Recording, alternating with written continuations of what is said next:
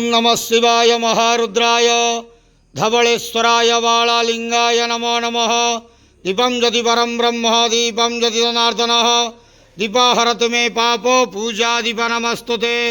धवलेश्वराय वालालिंगाय नमो नमः। संसार सुखी रखंतु। आज धर्मर मास कार्तिक मासर शुभ शुक्रवार समस्त श्रद्धालु भक्त मानक आशीर्वाद करंतु, मनस्कामना पूर्ण करंतु, कर्म क्षेत्र उन्नति करंतु, ग्रहरिष्ट खंडन करंतु, जगतर मंगल करंतु, विश्वर कल्याण करंतु, आपणकर नाम प्रकाश करंतु, सेवकर डाक श्रवण करंतु, समस्त गुआवसा भक्त मानकर मनस्कामना पूर्ण करंतु। जो जो भक्त माने आपणक पाखरे मानसिक रखिछंती तांका मानसिक पूर्ण करंतु।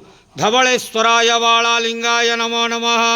संसार सुखी रखंतु, आनंदे गेवार हरि बोलो। आज धर्मर मास कार्तिक मासर शुभ शुक्रवार समस्त श्रद्धालु भक्त मानू आशीर्वाद करंतु, आनंदे गेवार हरि बोलो। धवलेश्वराय वालालिंगाय नमो नमः।